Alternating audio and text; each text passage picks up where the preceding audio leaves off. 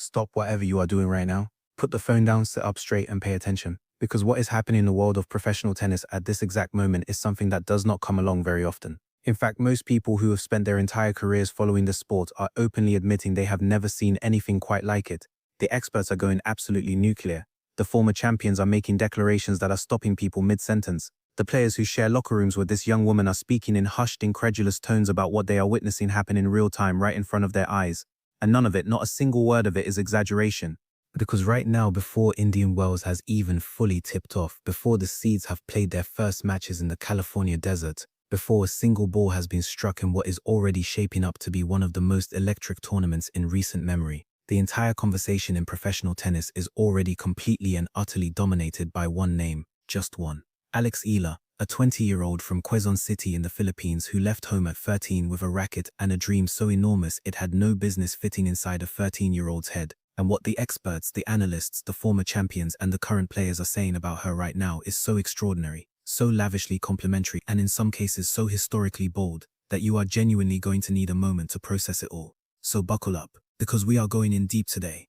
Let us set the scene properly because context matters enormously here, and rushing past it would be doing this story a disservice. The Tennis Channel recently staged a live episode in Manila, the heart of the Philippines, and what unfolded on that stage was something that nobody in that room and nobody watching from home was going to forget anytime soon. Former players turned analysts, people who have been inside the machinery of professional tennis for the better part of their adult lives, people who do not hand out praise cheaply and do not make sweeping declarations without meaning every syllable, got up in front of a live audience and completely let loose. There was no hedging, there was no careful diplomatic language, there was no, well, it is still early days, or let us wait and see how the ranking develops.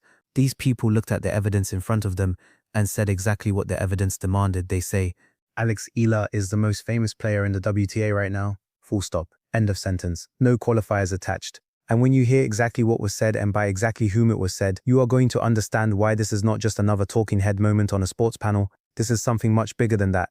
Alison Riske-Amritraj, a former top 5 player on the WTA tour, a woman who competed at the highest levels of this sport for over a decade, and who understands better than most what genuine star power looks like when it walks into a room, was the first to open the floodgates. She was asked a simple question. Could she think of any female athlete who received the kind of crowd support, the kind of devotion, the kind of everywhere at once passionate fan base that Alex Eala has been generating wherever she plays in the world? And she started with a joke. Yeah, Taylor Swift, she said, and the room burst out laughing. But then she turned serious, and what came out of her mouth next sent ripples through the entire tennis community that are still being felt right now. She said, I have to say a little bit of Sania Mirza back in her heyday. The Indian fans took to her and they followed her around the globe, but obviously not to this extent. I think the ceiling that Alex Eala has is obviously that much higher. And then she went somewhere nobody was expecting. She brought in boxing. She brought in Manny Pacquiao. She said her father had wanted her to be a boxer, and she chose tennis instead. And the room laughed again, but then she dropped something that made everyone snap to attention. Maybe Manny Pacquiao when he was at the top of his game. And alongside Roger Federer, he actually had more prize money. So I think that if Eala can keep doing well with her tennis, who knows? Sky's the limit on the court, off the court. She could be rolling it if you will. Let that land for a second. Manny Pacquiao, the 8th Division World Boxing Champion, the man who was generating more prize money than Roger Federer, arguably the most commercially successful tennis player in the history of the sport, at the absolute peak of his powers. That is the comparison being made. That is the level of commercial and cultural dominance being projected onto Alex Eala's future by a former top 5 WTA professional. And nobody in that room laughed when she said it, seriously, because nobody thought it was a stretch. This comparison is not coming from thin air. It is rooted in something very real and very verifiable. Manny Pacquiao represented something to the Filipino people that went so far beyond boxing that it almost defied rational explanation. When Pacquiao fought, the Philippines came to a complete standstill. Crime rates dropped, streets emptied, families gathered around screens in living rooms, in community centers, in outdoor courtyards with extension cords running to wherever a television could be propped up. Police in Manila literally reported 0 crime during his biggest fights because every single person in the country was watching the same thing. That level of national emotional investment is almost unprecedented in modern sports. And what is now being said by some of the sharpest observers in tennis is that Alex Eala is beginning to replicate that phenomenon. Not identically, not in a boxing ring, but in stadiums and arenas around the world. Wherever she walks onto a court, the scenes unfolding in the stands are carrying exactly the same energy, exactly the same combination of hope and pride and desperate, passionate belonging. Her historic 2025 Miami Open semi-final run attracted over 170,000 live viewers on YouTube in the Philippines alone. In a basketball-obsessed country that has historically had very limited connection to professional tennis, 170,000 people dropped everything to watch a tennis match on their phones and laptops because their girl was out there fighting. That number is not a tennis number, that is a Pacquiao number, and people are starting to say so out loud. Sam Querrey then stepped into the conversation and took the temperature up several more degrees. The former Grand Slam finalist, a man who competed against the best players in the world for years and who has a deeply informed perspective on what separates good players from transcendent ones, made a declaration that was not couched in any uncertainty whatsoever. He said it plainly. Eala is the biggest draw in the WTA right now. Not among the biggest, not in the conversation. The biggest. When pressed on whether she had eclipsed players like Aryna Sabalenka, the current world number 1, and Coco Gauff, one of the most heavily marketed young players in the sport's recent history, Querrey did not pause. Dude, it's crazy, she's having the same effect that Jannik Sinner was having on the men's side last year in Miami. It's like Sinner, but I think it's bigger than Sinner. The Doha crowds were insane for her last week. She's definitely one to watch, obviously, because she's so good. But just for the atmosphere, you want to tune into her matches just to see what it's like on the court. Bigger than Sinner. Sinner, who was the number 1 men's player in the world at the time, whose run in Miami had been generating exactly the kind of feverish crowd energy that tennis talks about for years afterward. And Querrey is saying the Eala effect is larger. That is an extraordinary statement from someone who has no reason to overstate anything and every reason to speak carefully and accurately about the realities of professional tennis. And then Querrey said something that was perhaps the most telling, most interesting of everything spoken on that panel. He acknowledged that some of the top 10 women in the world, the players who have dedicated everything to climbing to the absolute summit of this sport, and who have actually won the biggest titles it has to offer, might be feeling something complicated when they look at the tidal wave of attention following Eala around the globe.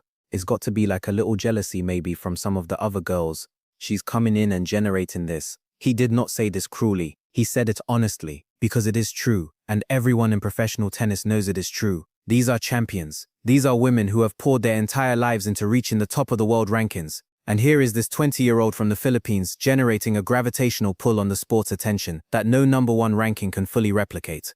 That has to produce complicated feelings. That is just human nature. And Querrey was honest enough to name it. Now here's where the story gets even richer, because this conversation is not just happening among pundits behind microphones. The players themselves are speaking.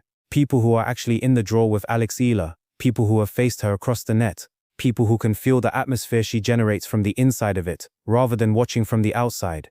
Jessica Pegula is one of the most respected and experienced competitors on the WTA tour. She has won titles, reached Grand Slam quarterfinals, been ranked inside the top 5 in the world. She is not easily surprised by anything professional tennis throws at her. And yet when she faced Eala in the semi-finals of the 2025 Miami Open, she walked into something she was not fully prepared for. Pegula said she was genuinely astonished by what she found waiting for her when she arrived at that match. The crowd was enormous. The energy was not just loud, it was physically palpable. Emotionally invested in every single point in a way that Pegula described as something she simply had not anticipated. She used the word insane, not as a casual throwaway term but as the most accurate word she could find to describe what she experienced inside that stadium. And she was not complaining, she was marveling. She knew she was inside something historically significant, and she had the self-awareness to recognize it and speak about it honestly. Week after week, as she has done well and established herself as a really good player on tour, they all come out to support her. And so I think we saw that in Australia when it was kind of overcrowded. They put her on too small of a court. We saw it here. You can hear it from the hotel. You can hear the crowd roaring, especially at night. So it's incredible. Read that again. You can hear it from the hotel. Pegula is describing standing inside a tournament facility and hearing the roar from a different building because the sound carrying on the night air is too large to be contained within the stadium. That is not normal. That is not what any regular tennis match sounds like from across a parking lot at 11 o'clock at night. That is something else entirely, and it is happening everywhere. Eala plays. Pegula then made a point that carries enormous statistical weight. She said whether it was Miami, the Australian Open, or Dubai, Eala has consistently brought the biggest crowd support of any player on the entire tour. Not once in a while, consistently, across different continents, different tournaments, different time zones, and different cultural contexts. People are traveling specifically for her. People are waiting in lines that dwarf anything a normal match would produce for the chance to be inside the same space while she plays. In Melbourne at the Australian Open, the scenes outside the stadium during her matches were unlike anything that tournament had seen in years. Queues stretching far beyond the venue. Fans who had spent real money and real time flying to Australia, standing outside in the warm evening air, listening to a crowd they could not join, hearing the roar of points they could not see, and staying anyway, because proximity to the moment still meant something to them. That is how deep this runs. Four-time Grand Slam champion Kim Clijsters, one of the most beloved players in the history of the women's game, has also weighed in publicly. Kleisters compared the cultural phenomenon unfolding around Eala to something she associated with Michael Jordan. Michael Jordan, the most iconic athlete of the 20th century, a man whose commercial and cultural reach transcended his sport so completely that his name became a global brand recognized on every continent by people who had never watched a single second of basketball. And Kleisters is applying that energy, that crossover gravitational pull, to what she is watching happen around Eala right now. She also made a technical observation that deserves attention because it frames the stakes clearly. A lot of players know her now, her strengths and weaknesses, so that's something that she's going to have to deal with as well, is to make sure that she can make her strengths become even stronger. Asterisk. That is the warning embedded inside the compliment. The higher the profile, the more thoroughly your opponents prepare for you. The game is adjusting to Eala even as she is still adjusting to the game at this level. How she handles that challenge in the months ahead will determine whether what we are watching right now is the beginning of a long dynasty or a spectacular moment in time. And then there is the Djokovic factor. Novak Djokovic, the greatest tennis player in the history of the sport, the man with more Grand Slam titles than any human being who has ever held a racket, was asked about Eala and spoke with characteristic directness. He called her the greatest Filipino tennis player who has ever lived and said without any hesitation whatsoever that she deserves every bit of respect and recognition this sport can provide. He also addressed the scheduling and court assignment conversations that have been circulating in the tennis world, where observers have argued that some tournaments have not placed Eala on courts large enough to accommodate the audiences she draws. Djokovic was clear about his view. You could argue that it was maybe a poor schedule, and maybe they could schedule her on a bigger court. Yes, she's coming from the Philippines, which is now a big deal. She's been the biggest ever tennis player from that country, which is a big country and there's big interest. Asterisk, when the greatest of all time says a tournament is not giving a player the stage she deserves, the tournament notices.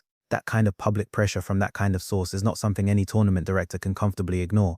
Now let us talk about the man himself, the original source of the comparison being made so freely in tennis circles right now. Manny Pacquiao, the real one, the actual boxing legend who won 8 world titles across 8 weight divisions and who at the peak of his powers was one of the most famous athletes on the planet in any sport. After Eala's quarter-final run in Dubai where she knocked out the world number 8 Jasmine Paolini on her way to the last 8 before losing to Coco Gauff, Pacquiao went on record. He spoke to Filipino broadcaster ABS-CBN. "When I watched her playing, I'm so proud of her, carrying the flag of the Philippines. And then when I look at her, it seems like, oh my, I'm so proud of her because of course she's a Filipino. We need more of that." And then he offered her advice. He quoted Winston Churchill, "You will never reach your destination if you stop and throw stones at every dog that barks." Don't pay attention to all the people who want to pull you down. 8th division world champion, one of the most decorated athletes in the history of Philippine sport. And he is watching Eala play tennis in Dubai and going on national television to say he is proud of her and to offer her the same advice that sustained his own legendary career through all the noise and all the challenges and all the people who said he could not do the next thing he was about to go ahead and do anyway. If there was any remaining doubt about whether the Eala-Pacquiao energy comparison has merit, Pacquiao himself just answered it. He sees it, he recognizes it, he lived it for 30 years and now he is watching it come alive again in a different sport carrying the same flag. And what does Eala herself say when she hears these comparisons? This is important because it tells you everything you need to know about the character of the person at the center of all of this attention.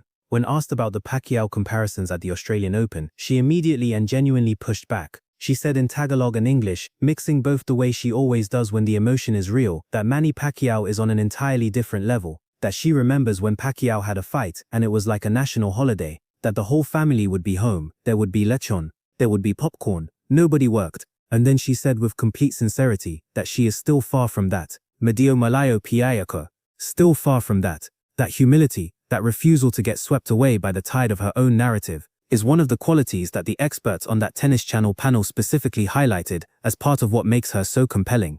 They did not just talk about the crowds, they talked about who she is, they talked about the grace and the groundedness with which she handles the kind of attention that has swallowed lesser personalities whole. Paul Annacone, who coached Roger Federer and Pete Sampras and who has one of the sharpest eyes for talent in the entire sport, spoke about Eala with genuine appreciation both for her game and for the human being playing it. Obviously, she wants to get better than where she is now, 32nd in the world. She's got a lot of good hand-eye coordination and ability to take the ball early and redirect. But the fan stuff is always fun for me because whenever you see players from smaller countries, the fans are so passionate when they get up to the top. Asterisk, he noted her win over Iga Swiatek and how she handled the aftermath of that moment with humility and quiet confidence rather than performance. That combination of elite tennis and authentic character is something coaches and analysts search for across entire careers and rarely find in the same person at the same time. Eala has it.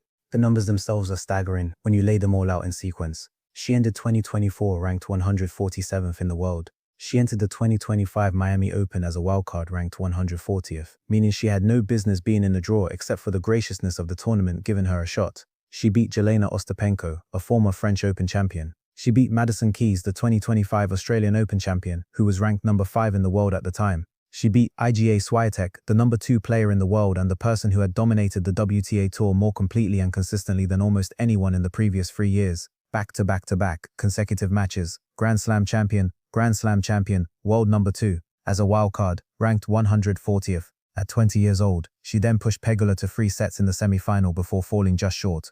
In the process, she became the first Filipina to reach a WTA 1000 event semi-final, the first Filipina to beat a top 5 player, and the first Filipina to break into the WTA's top 100, all in the same fortnight.